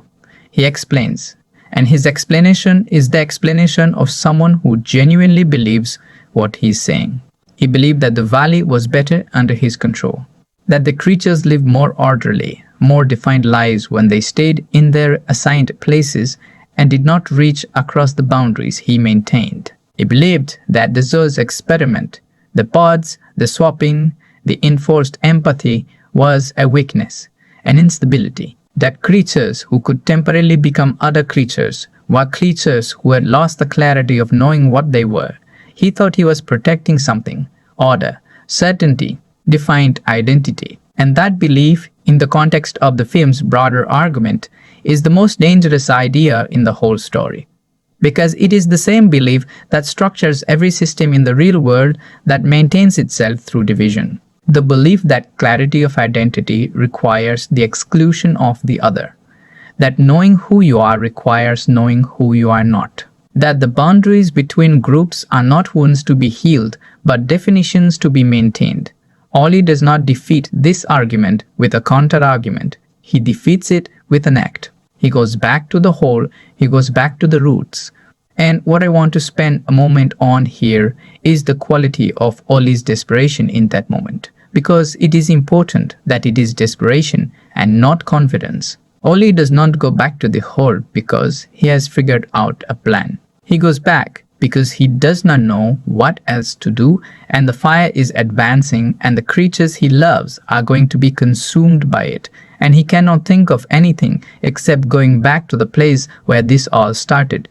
That is not heroism in the traditional sense. That is someone at the end of their resources, acting on instinct, trusting the connection between themselves and something ancient that they cannot fully articulate but cannot ignore. And the Dizo respond to that, to the genuine desperation, to the genuine love behind it, to the genuine willingness to sacrifice without knowing if the sacrifice will work. The pot that forms in the roots is not given to Ollie as a reward.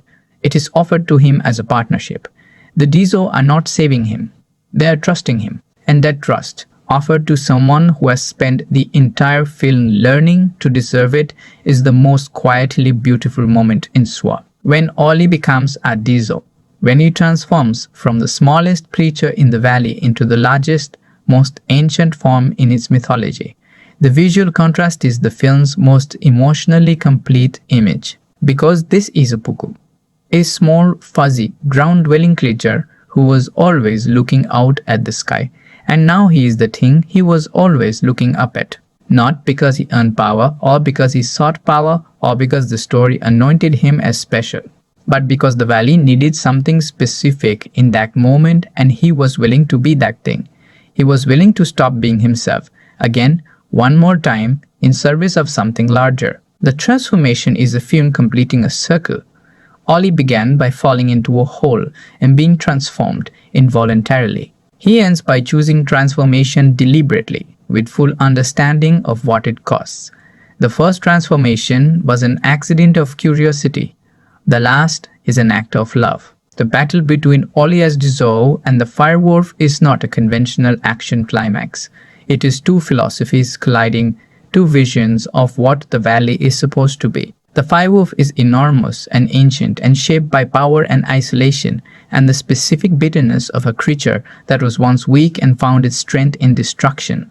Ollie is enormous and ancient in form, but he is still Ollie inside, still the reckless, curious, loving young Pookoo who taught a Javan how to eat a pipelet and caused everything that followed. And what eventually decides the battle is not force, it is that dam. Their collision, the physical collision of two enormous beings, sends a shockwave through the dam the Firewolf built, and the dam breaks. The barrier falls. The river that has been dammed and controlled and weaponized as a tool of division since the Firewolf's original act of violence, it flows again. And the fire, which needs the dryness that the dam valley has produced, begins to be extinguished. The Firewolf is not killed by Ollie. The Firewolf is washed away by the consequences of his own original act of violence. The dam he built to control the valley is the thing that, when broken, takes him with it. That is not accidental. That is intentional meaning for storytelling. The thing the Firewolf used to divide and control becomes an instrument of his own undoing. Every wall built to contain others eventually contains the one who built it. The morning sequence, the moment where Ollie's family and Ivy watch the river and believe he is gone, is one of the most genuinely affecting moments in the film. The film does not rush past it. It allows the silence. It allows Kalu's grief to be visible, allows Ivy's to be visible. And what is significant is how Ivy's grief is visible.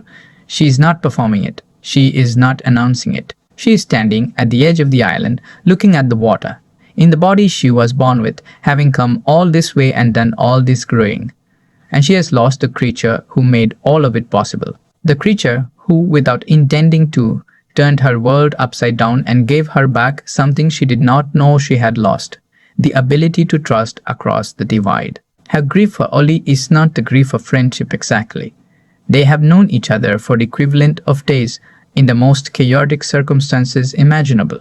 It is the grief of someone who has been genuinely changed by another person and has not yet been able to tell them. That is a specific kind of loss, and the film names it through the quality of Ivy's stillness, through what Temple puts into that silence. And then the Zod return. And the film's visual language in those final moments is extraordinary. The diesel are enormous. They fill the sky above the island in a way that changes the visual scale of the entire world. And they're not threatening. They are gentle in the way that ancient things are gentle, slowly, carefully, with an awareness of how much space they occupy and how important it is not to crush the small things they are returning to. They bring Ollie with them, small and brown and furry, back in his original form, alive. And the reunion between Ollie and his father is, I want to say this carefully, not a big reunion scene. It is a quiet one. Telu does not give a speech. He does not declare anything. He simply holds his son. And the film, smart enough to know that the quietest moments are the loudest, lets that be enough. What follows is not an ending in the traditional dramatic sense.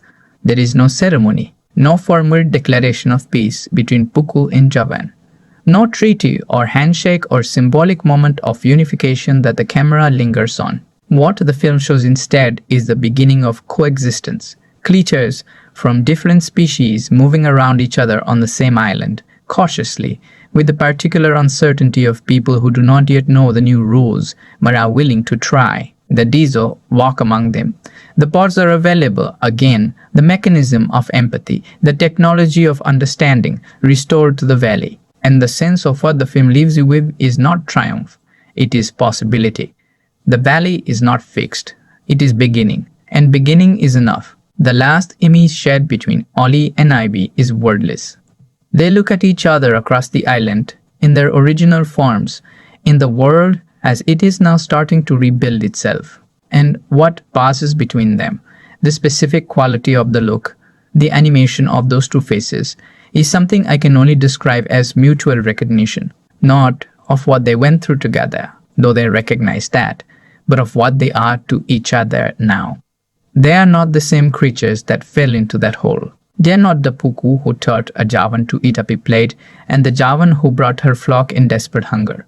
They are something new, something that the ballet's mythology does not have a word for, because it has never existed before. Two creatures who have been inside each other's lives and come back to themselves, carrying the other within them.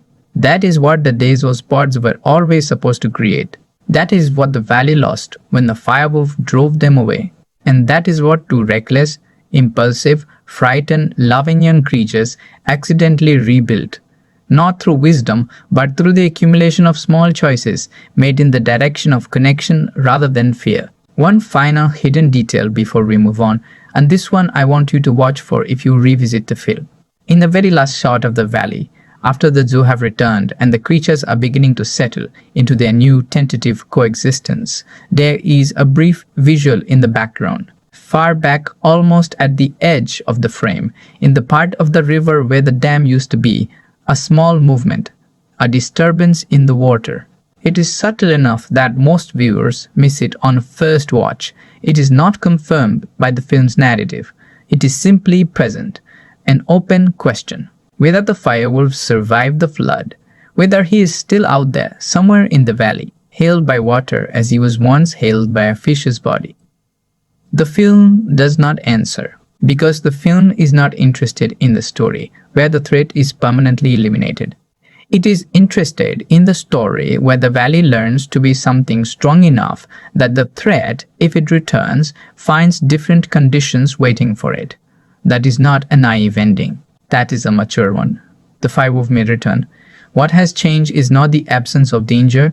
What has changed is the valley itself. So here we are at the bottom of the box. Every layer peeled back, every room of this film walked through, every hidden corner examined and held up to the light.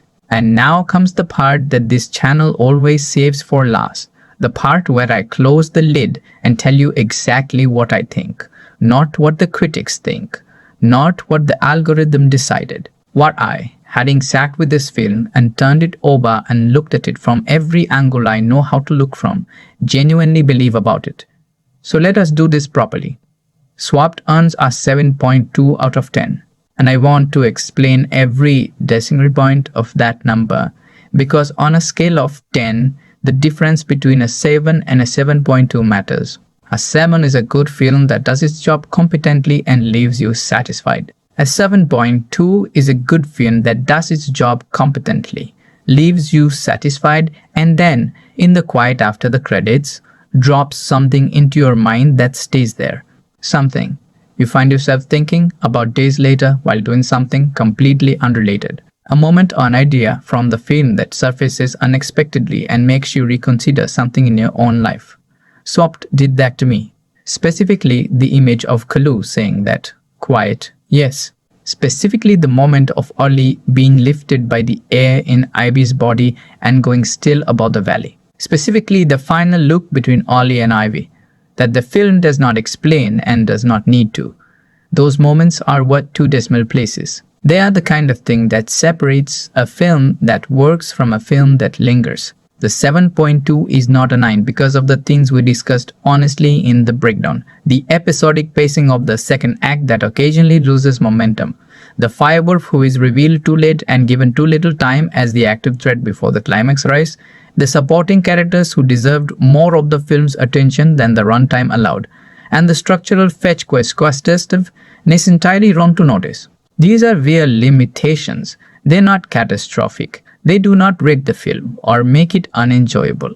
But they are the gap between what Swapped achieved and what it was clearly reaching for. And the reaching was high enough that the gap is visible. When a film aims for the kind of emotional and thematic ambition that Swap is aiming for, every structural weakness shows up more prominently than it would in a film with more modest goals. The ambition is what creates the visibility of the flaw. And I would rather a film show its ambition's flaws than hide its lack of ambition behind polish. Now, who should watch this film? Let me be specific. Because the answer is not simply everyone or anyone who likes animation. If you have children between the ages of 6 and 12, this is a strong yes. Not just because it is appropriate and entertaining, though it is both, but because the central ideas in Swapped are the specific ideas you want planted in young minds right now. The idea that the creature your community told you to fear has its own story that you have not heard. The idea that understanding someone requires more than sympathy from a distance. The idea that inherited fear is not the same as truth. These ideas, experienced through the adventure of Ollie and Ivy at the age when stories shape how children understand the world, will do work that no amount of age-appropriate conversation about empathy can quite replicate. Stories bypass the argument. They get in underneath the reasoning and land directly in the feeling. That is what Swapped is designed to do for young audiences, and on that level, it absolutely succeeds. If you are an adult who genuinely loves animation as an art form, not just as a nostalgia delivery mechanism or a background accompaniment to scrolling your phone, but as an actual cinematic medium capable of emotional and visual achievements that live action cannot replicate, then yes, absolutely watch Swapped. Go in with calibrated expectations. Go in knowing it is not a Pixar film and was never trying to be. Go in knowing its rough edges and its structural limitations. And then allow yourself to be surprised by what it does inside those limitations. The animation alone is worth your full attention. The voice performances alone are worth your full attention. And the moments where the film's central idea lands, the underwater conversation, the flying lesson, the quiet yes, the final look, will reward the kind of attention you bring to it. If you are someone who watches animation primarily for comedy, for the quick-fire gags and the irreverent humor and the sense of entertainment as pure pleasure with no weight attached, then Swapped may not be your film. It is funny. Tracy Morgan's booble is consistently hilarious. There are comedic beats in the swap sequences that land beautifully, but the film is not primarily a comedy. It wears the genre conventions of animated family adventure as a vehicle for something more emotionally and thematically serious, and if you come in expecting the comedy to be the main event, you will find the film's more contemplative stretches slow and the emotional beats too earnest for your taste. That is not a criticism of you, that is just an honest description of the mismatch. If you are someone who is going through a moment of genuine division in your own life, a fractured relationship, a community in conflict, a friendship across a political or cultural line that has become increasingly strained, I want to say something directly to you. Watch this film, not because it will solve anything or give you a roadmap, but because it will remind you of something that division tends to make you forget, that the creature on the other side of the wall has a story you have not been told, that the fear between you was built by something, and what was built can be dismantled. Not easily, not without cost, but the possibility exists. And sometimes, when everything feels locked and immovable, a reminder that the dam can break is exactly what you need. If you are the kind of person who tends to dismiss family animated films as entertainment for children with nothing to offer adults, and I have been that person, I understand that posture, I am asking you specifically to make an exception here. Not because Swapped will convert you or prove a point, but because the things this film is saying about inherited fear and enforced division and the radical act of embodied empathy are genuinely urgent right now, in ways that a live-action prestige drama is, surprisingly, not saying with the same clarity. Sometimes the clearest truths come in the simplest containers. Swapped is not a simple film emotionally or thematically, but it is a clear one, and clarity is underrated. As for where to watch it, Swapped is on Netflix. That is where you would find it. It had a limited theatrical run, but realistically, unless you were in one of the select cities or at that early screening in cinema, your experience of this film is going to be on a screen in your home. And here is my honest advice on that. Give it the conditions it deserves. Watch it on your biggest screen with the volume up. Watch it in a single sitting, not half-watched while you're doing something else. This film has a score that deserves to be heard and visuals that deserve your full field of vision. Turn the lights down slightly, and if you can watch it with someone else, a partner, a child, a friend who loves film, do that. Because Swapped is a film that benefits enormously from being watched in the presence of another person. Not because you will want to discuss it while it is playing, but because the experience of sitting beside someone while this film makes its argument about connection and coexistence is its own quiet form of the point the film is making. There is one final thing I want to say before I close this box, and it is something I do not say in every breakdown, because not every film earns it. Swapped is a film that has something at stake in the commercial landscape of modern animation, which is dominated by sequels and franchises and intellectual property that has already proven its audience before a single frame is rendered. A film that builds an entirely original world, invents its own mythology, creates its own species and ecosystem and history, and then uses all of that original invention to make an argument about how we treat each other across the lines of inherited fear. That film is taking a real risk, a genuine creative risk. The kind that the industry increasingly punishes and audiences increasingly forget to reward. Swap did not make a sequel. It did not adapt a beloved story. It did not cast recognizable characters in a familiar world. It said, here is something we built from nothing, and we built it to say something that matters, and we are asking you to care about creatures you have never heard of in a world that does not exist, because the idea behind them is real and worth your time. That is worth something, even if the execution is imperfect. Even if the pacing sags in the middle and the villain needed more room and the supporting characters deserved a fuller life, the attempt itself is worth something. And in a world that is very efficient at rewarding the safe and dismissing the ambitious, I think it is important to name what Swapped attempted, and to say clearly that the attempt mattered, and that the world of animation is better for it existing than it would have been if the safer version of this film had been made instead. Every film is a box, and we opened this one together. Now let me come out of the film and talk to you directly for a moment, because this channel is built on the relationship between the films we love and the conversations we have about them, and between the people who show up to have those conversations.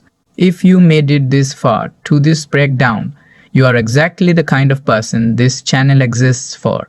You are not here for a quick summary. You are not here to be told what to think. You are here to go deeper, to open the box all the way and look at everything inside. And that is what we do here, every single time with every single film we choose to break down. So here is what I want from you right now.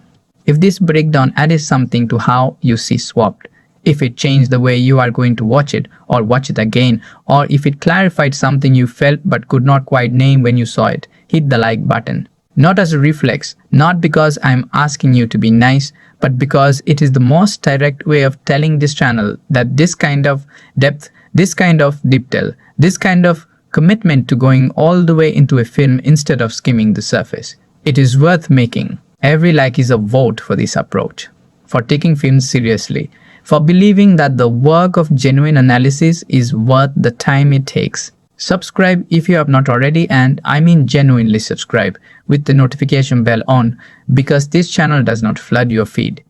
We pick films carefully. We take time with them. We do not put out a video every 3 days, because making something worth your time takes longer than 3 days. When something appears from the film box in your notifications, it is because we found a film worth opening all the way and we did the work.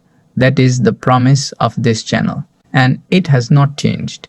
Now, the question I want to leave you with for the comments, and this is a genuine question, not a prompt to generate engagement for its own sake. When was the last time something genuinely changed your mind about a person, a group, or an idea that you had inherited from your community without ever questioning it? Not through an argument, not through information, but through an experience. Through actually being in someone else's world, in some form, even imperfectly, even briefly. What happened? How did it feel? What did it cost you? And what did you come back with? Because that is what Swapped is really about. And I think the most interesting version of this conversation happens not in the abstract, not as a discussion of the film's themes in theoretical terms, but as a collection of real stories from real people who have lived the specific experience this film is trying to describe. Your experience of that, your story of the moment the wall cracked, Leave it in the comments. I will read it. I read everything. As for what is coming next on the film box, I am not going to say too much yet because this channel runs on the pleasure of discovery and I do not want to over-announce. But I will say this, the next box we are going to open is one that has been sitting on the shelf for a while, quietly accumulating significance, becoming more relevant with every passing month in ways its creators did not necessarily predict. It is a film that looks like one thing on the outside and is something completely different once you get inside it. The kind of film that repays serious attention with the kind of reward that makes you grateful you did not just scroll past it. That is all I will say. Be ready. Every film is a box. And we have only just started opening them. That is the film box. See you in the next one.